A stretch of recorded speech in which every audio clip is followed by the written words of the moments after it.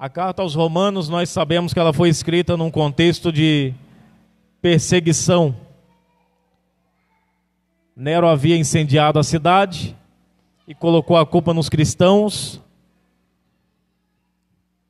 E é nesse contexto que Paulo escreve aos Romanos. E em Roma tinha muitos gentios. Só para os irmãos terem ideia e se localizar no texto, no tema. Por que ele estava falando isso? Que mundo é esse que ele estava falando aqui? Louvado seja Deus. Então, havia muitos gentios.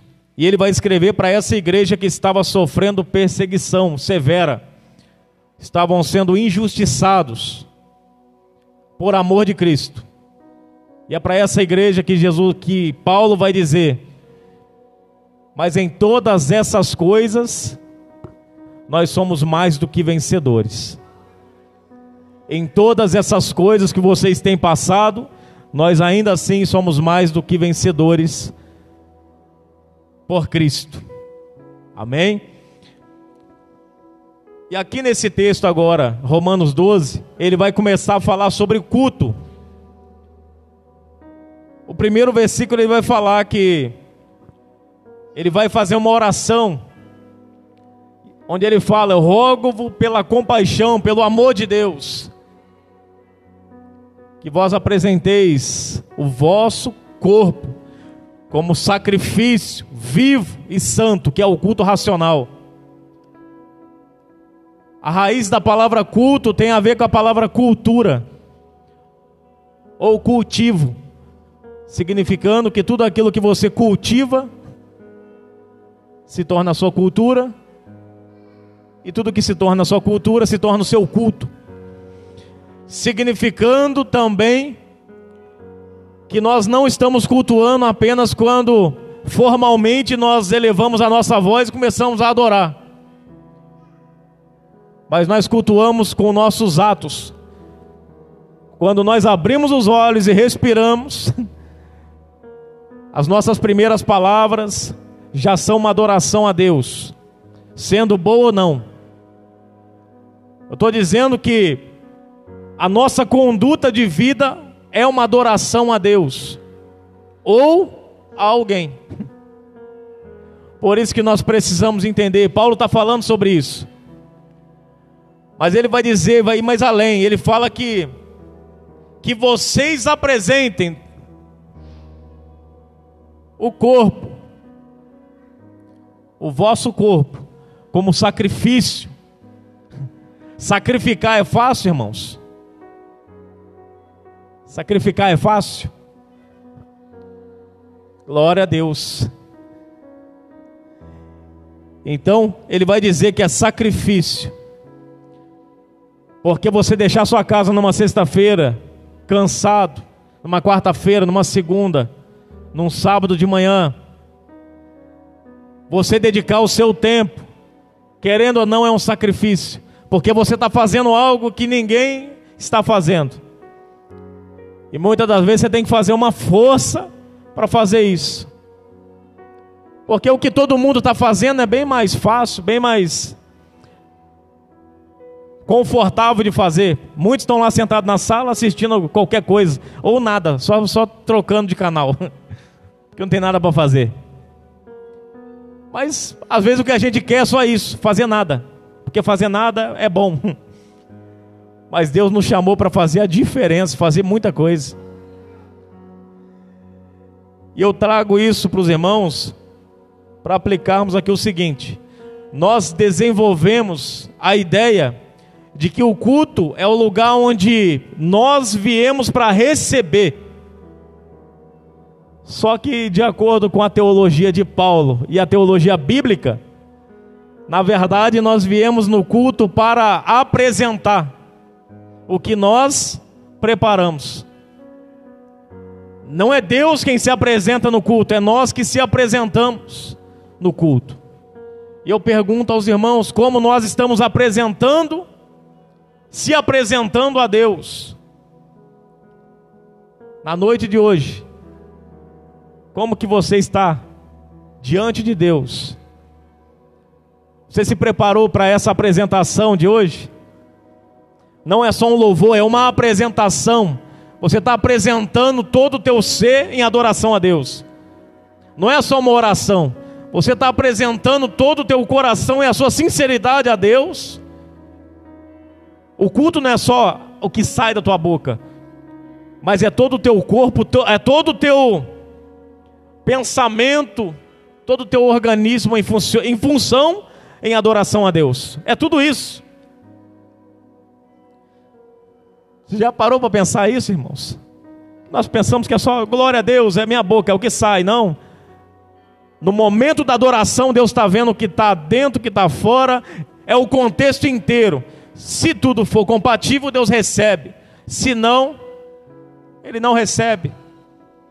Porque Ele vai dizer em Isaías, e depois Ele, lá na frente Ele confirma, reafirma o que Isaías disse: esse povo me honra com os lábios, mas o coração está longe de mim. Por quê? Para onde ele estava olhando?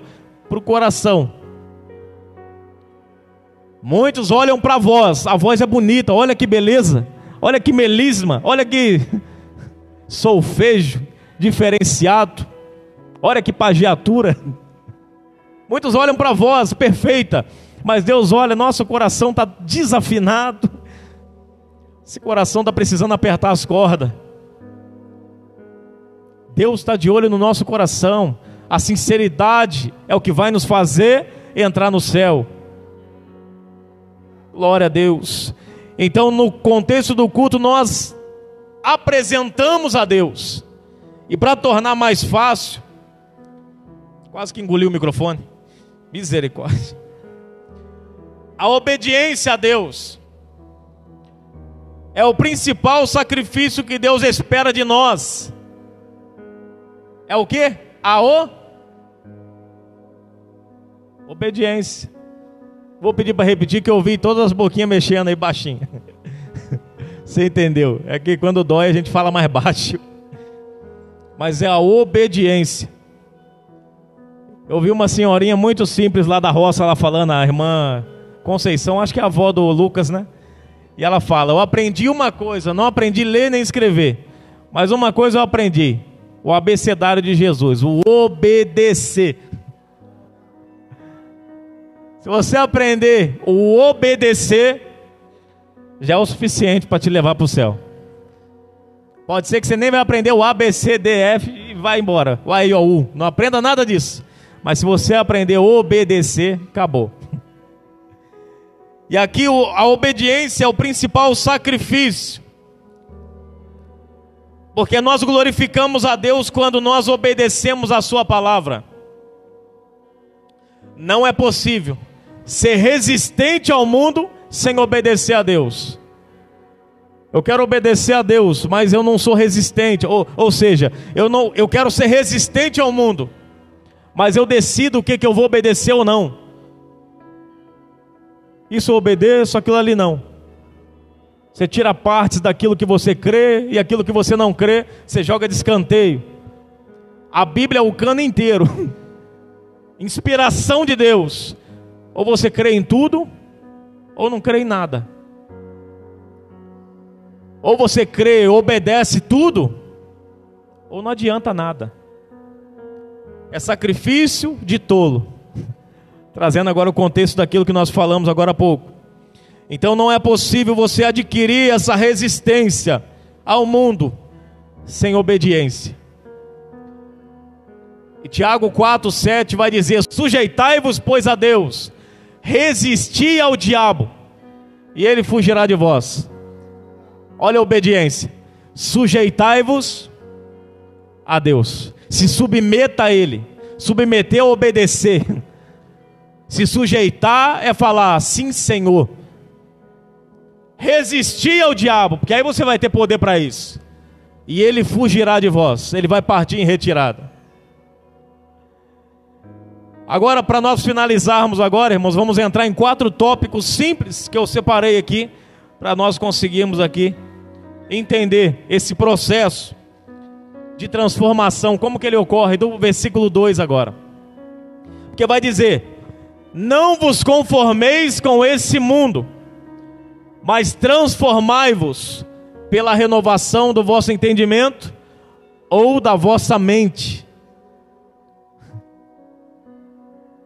Vou parar só até aqui por enquanto. Tem 3 coisas aqui para a gente falar e muito mais. Só que é o que eu consegui observar para hoje. Primeiro, inconformação com o mundo. Nós precisamos ser inconformados com o mundo. Ele vai nos dizer isso. É a palavra de Deus, de começo ao fim, vai nos mostrar que nós precisamos ser inconformados. Se conformar não é você cruzar o braço, tá bom. Não entro no meio. Inconformado é mais ou menos como você entrar no ringue, você entrar na briga, proclamando e conclamando aquilo que você crê. Essa inconformação, o porquê que você está inconformado, da onde procede isso.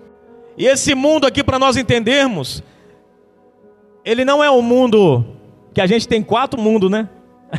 A gente precisa mostrar isso aqui na Bíblia, porque temos 4 mundos, irmãos. Primeiro, nós temos o mundo natureza. Mundo natureza de Deus. É quando ele fala, os céus declaram e proclamam a glória de Deus. Deus criou os céus e a terra. A gente não está em guerra com esse mundo. Não estamos. Mas tem esse mundo. E está bem destacado. Mas o mundo que nós precisamos se inconformar, nós vamos chegar lá. Primeiro mundo é esse, natureza. O segundo, mundo espiritual. Esse mundo espiritual, o qual nós estamos inserido, está descrito em Efésios 6:10 até o 13. E 2 Coríntios 4:4 vai dizer o que também? O Deus desse século cegou o entendimento dos incrédulos. Deus com D minúsculo. O príncipe desse século. Ou seja, século ele fala de mundo. Aquele que é o regente do sistema vigente de hoje. Ou você pensa que são os políticos? Há um sistema o qual o próprio Satanás rege. E ele vai usar os ímpios que estão no poder, sem a presença de Deus, porque a palavra tem que se cumprir. Louvado seja Deus. Então isso está em Efésios, esse mundo espiritual. Efésios 2 vai dizer, olha para você ver, Efésios 2, 1, 3.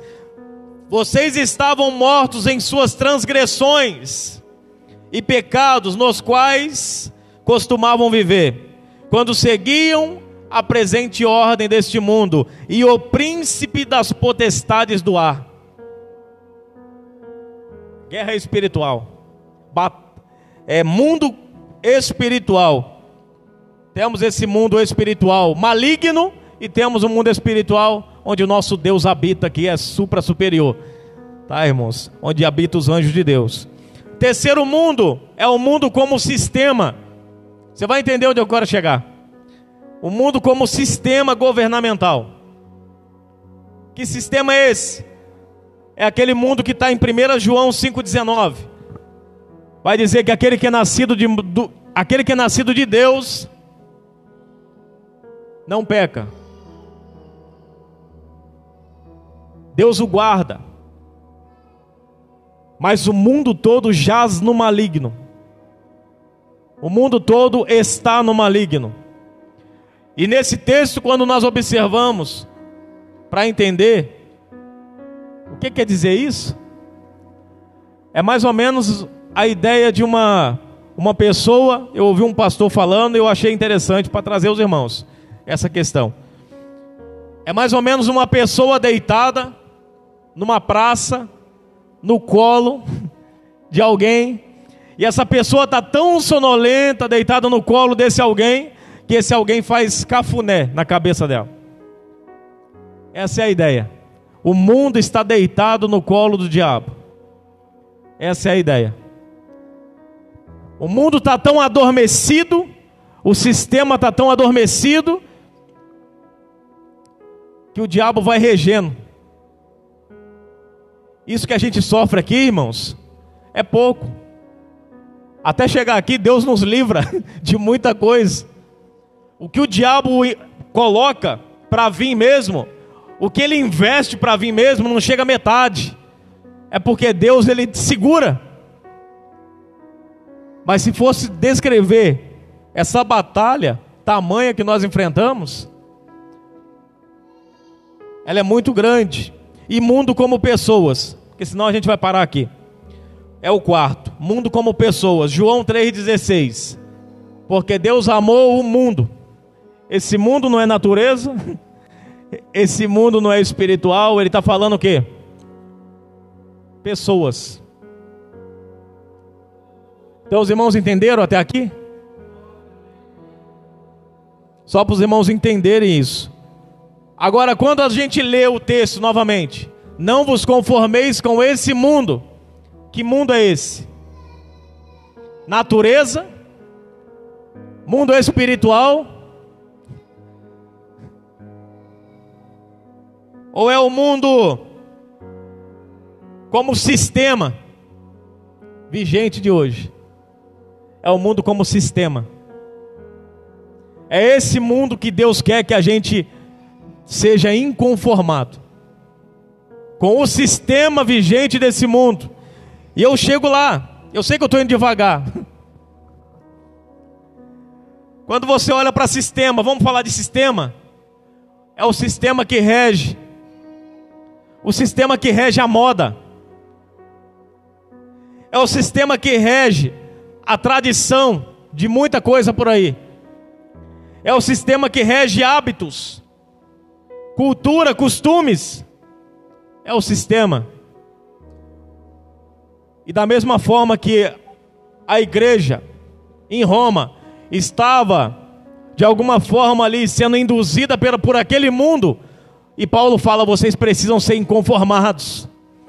Vocês não podem deixar que esse mundo entre dentro das igrejas e dentro das casas de vocês. Vocês não podem adotar as práticas que vocês praticavam. Irmão, não daria tempo para a gente descrever como era Roma. É nojento. E o ambiente aqui não dá nem para a gente falar muito, entrar em muito detalhe. Mas era feio. A prostituição era em peso. Era feio. Eu não tenho nem coragem de falar algumas coisas que eu nem vou falar. Eu vou segurar. Mas num dia que a gente tiver num estudo aqui, eu falo para os irmãos. Eu fico envergonhado. Mas a situação de Roma era terrível. Mas era normal, até eles aceitarem a Jesus. Depois que eles conheceram a Cristo, era necessário mudar e abandonar o que era normal. Porque agora não é normal mais. Agora tem que ficar para trás. Agora eles são justificados por Cristo. E não é coisa de justificado viver na prostituição, viver oferecendo sacrifício a Deus estranho. Lembra lá do culto racional? Quando você fofoca, quando você causa intriga, semeia contenda. Eu disse aqui, o que você cultiva é o teu culto. Você está cultuando alguém. Com a fofoca você está cultuando quem? Não é a Deus. Com a intriga você está cultuando a quem? Ao diabo, irmãos. Não, não é só o macumbeiro que cultua o diabo. Não é só o espírita. Mas tem muito crente que por não obedecer a palavra de Deus tem fofocado, tem causado intriga em tudo quanto é coisa. E coisas besta.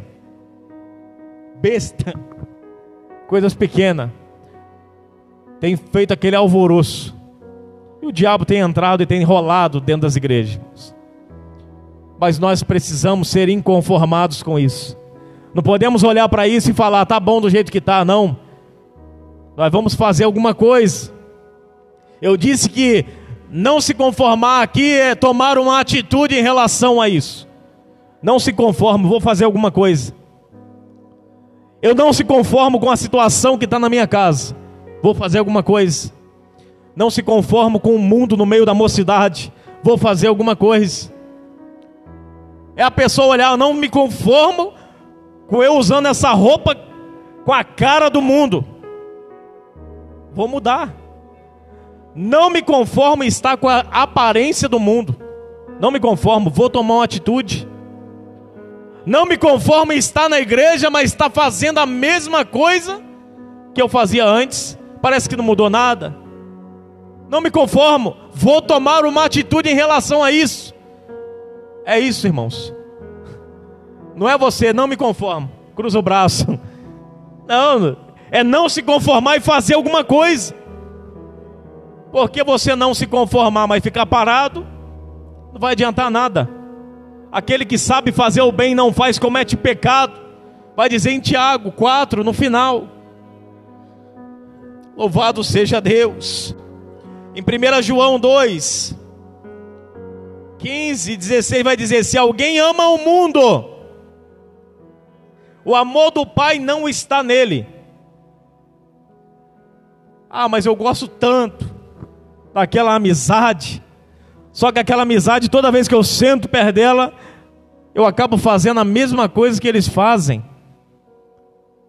Eu tenho tanta saudade. O amor do mundo não está em você se você tem saudade. Se o mundo ainda está impregnado aí, o amor de Deus ainda não está em você. Porque o dia que o amor chegar, a droga tem que sair.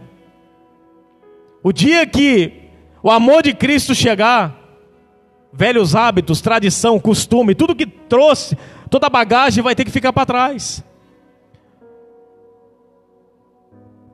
É o que Paulo disse em 2 Coríntios 5, 17. Aqueles que estão em Cristo, ele vai dizer que crucificaram a sua carne com as suas concupiscências e paixões. Em 2 Coríntios, eu sei que não é em 2 Coríntios 5, 17 está falando isso. Isso aí é em Gálatas 5, 16. Mas é o que eu pulei aqui. 2 Coríntios 5, 17 vai dizer que aqueles que estão em Cristo, nova criatura é. Nova criatura são. As coisas velhas já passaram, eis que tudo se fez novo. Então o mundo não faz parte mais do meu cotidiano. Eu caminho pelo mundo, mas ele não me afeta mais. Não me afeta de forma espiritual. Emocional pode ser que às vezes pode dar uma balançada, mas espiritual, ele não pode mais me afetar. É só a gente ler a Bíblia. 1 João 5, 19 vai dizer que aquele que é nascido de Deus, o maligno não toca. Não vive pecando e o maligno não lhe toca, porque é nascido de Deus. Então o mundo não pode afetar o meu espiritual mais. Ele só afeta se eu estiver em pecado. Se eu pecar, aí eu posso cair nas garras do mundo. E quando eu falo mundo é o diabo, porque é ele que rege, eu já falei. É ele que rege. Ele diz para Jesus: tudo isso te darei, se prostrado me adorares. Então toma cuidado. Tiago 4,4: aqueles que são amigos do mundo se constituem inimigos de Deus. Está piorando, né? Eu gosto. Se você gosta, lembre, para Deus você está sendo um adversário. Você está sendo inimigo de Deus. Na Bíblia tem um termo que é usado para um ser, que não é bom, irmãos, ser parecido com ele. Satanás, que significa adversário ou inimigo. Você quer ser inimigo de Deus? Percebe que tudo que foge de Deus, toda vez que você foge da obediência e cai na desobediência, você cai numa semelhança de Satanás. Já observou? Em tudo. Pode fazer o teste. Toda desobediência acaba caindo em Satanás. Você acaba se assemelhando a ele. em tudo. Por isso que nós estamos falando nas quarta-feira. Viva no Espírito e não na carne. Porque se vivermos no Espírito, andaremos no Espírito. E os desejos da carne não vão nos reger. Entretanto, o diabo também não vai reger as nossas ações. 1 João 2,17. O mundo passa, mas aquele que faz a vontade de Deus permanece para sempre. Percebe? Se alguém ama o mundo, o amor do Pai não está nele. Então muda esse amor. Se tem alguma coisa, está amando mais o mundo que a Deus, muda. Começa a amar a Deus. Começa a inverter isso aí. Se tem alguma coisa ocupando no teu coração o lugar de Deus, joga de escanteio, começa a mudar os hábitos. Começa a trabalhar nisso. Nesse processo de santificação, Deus conta com a tua participação. O Espírito Santo trabalhando e você dizendo: eu quero, eu vou fazer. Eu tomo atitude, é só me falar. Louvado seja Deus. E Tiago 4,4: aqueles que são amigos do mundo se constituem inimigo de Deus. 1 João 2,17, estou refrisando: o mundo passa, por isso você não pode amar o mundo, porque o mundo vai passar e você vai passar junto. Aqueles que estão com Cristo, ele fala, permanecerão para sempre. E sabe qual que é a mentira que o diabo fala para quem está no mundo? Sabe qual é a mentira que está plantada dentro do coração deles? Vive dessa forma, aproveita bem, porque assim você está vivendo. E quem está na igreja está perdendo a vida que tem, a única vida que tem, porque na cabeça dele só tem uma vida. É o que o diabo plantou na cabeça desse povo. Vamos viver do jeito que nós queremos viver. Vamos aproveitar no máximo, porque a vida é uma só. Uma hora o chão racha, a gente cai e descobre que isso é uma mentira. E que tudo que o diabo contou foi para fantasiar um fim que não existe. Louvado seja Deus. Segundo subtópico aqui, irmãos. Segundo tópico: inconformação com o meu eu. Já toquei nesse assunto. Quando fala de ser inconformado, você precisa ser inconformado com o seu eu. Porque vai ter coisa que você vai ler na Bíblia que você vai, a princípio, você vai falar isso. Eu acho que não é nem isso que quis dizer, porque é muito difícil. Você vai tentar achar uma porta de legalidade para você fazer e permanecer sendo crente. Mas um crente, olha para mim o que eu estou fazendo, feliz. Um crente feliz, porque eu estou na igreja e estou fazendo o que eu quero. Então abre uma porta de legalidade. Você não está obedecendo na íntegra. Você está fazendo como Saul. Eu matei os amalequitas, deixei o rei viver e deixei alguma parte dos gados ali para oferecer ao Senhor. Para Deus não vale, irmãos. Eu não estou prostituindo, mas está mentindo. Está na mesma. Mas eu não estou fazendo, mas está cobiçando. Está na mesma. Mas eu nem estou lá, mas está desejando estar. Então você percebe? A briga que é o meu eu preciso entender o peso que tem do desejo. O desejo muitas das vezes está acima da ação.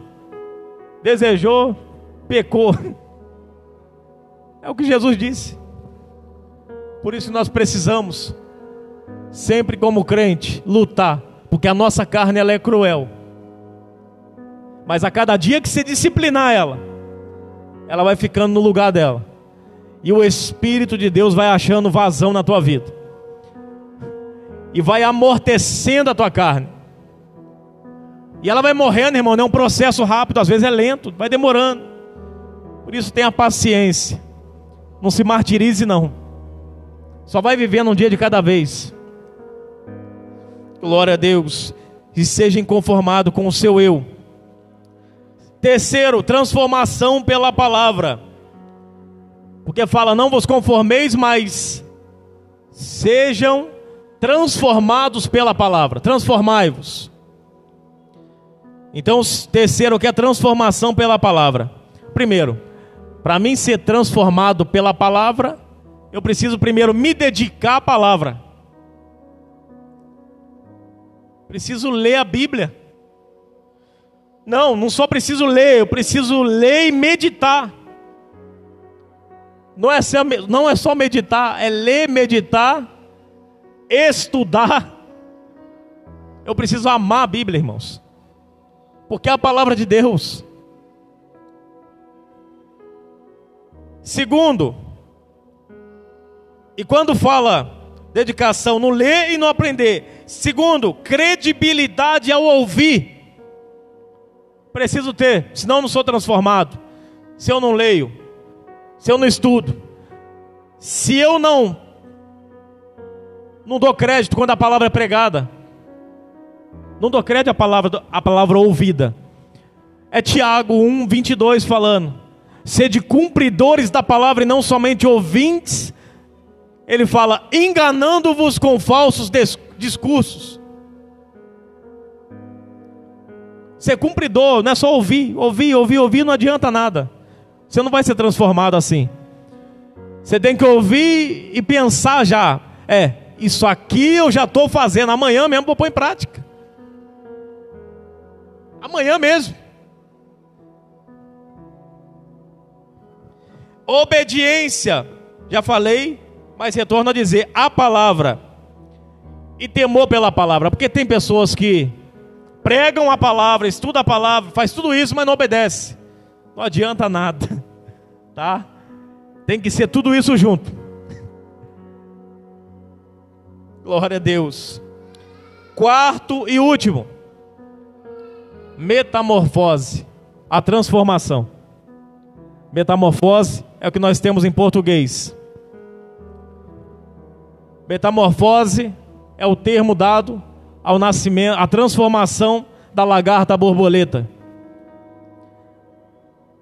E o interessante na Bíblia, que você traçando ali aquelas cadeias que tem na Bíblia que vai linkando um versículo no outro, você vai ver que essa mesma palavra aqui, para transformai-vos, trava-língua, é o mesmo de Jesus transfigurou-se, transfigurar-se.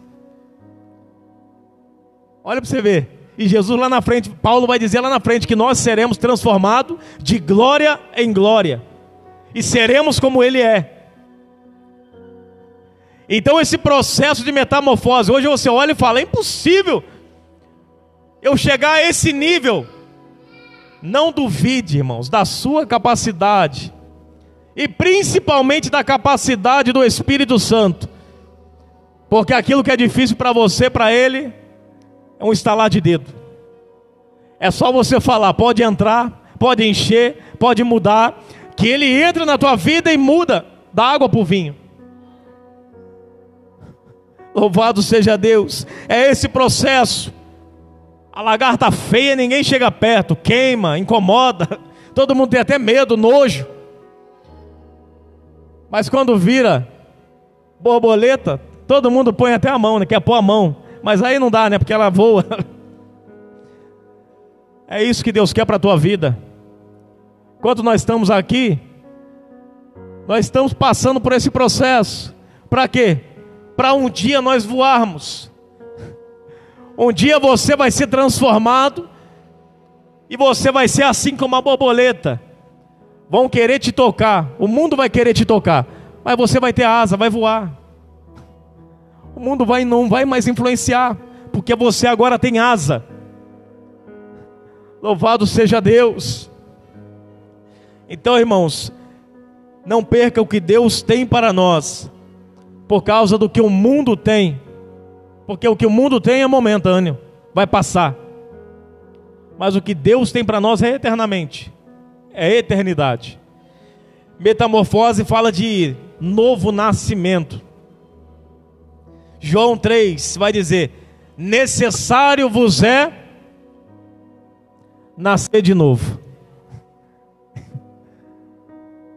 É pegar e virar de cabeça para baixo, virar de novo, virar para o lado, virar para o outro, dar um tapa, jogar para baixo, quebrar o vaso.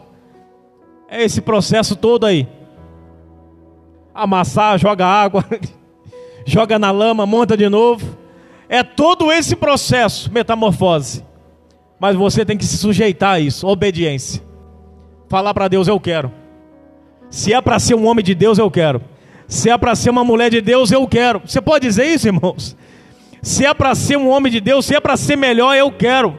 Se é para ser melhor, faz de mim, Senhor, um vaso novo, porque eu quero ser para a glória do teu nome.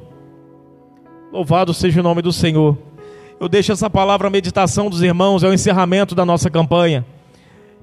E assim como eu digo em todas as campanhas, não foi em vão essa campanha. A cada campanha nós vamos sendo construídos.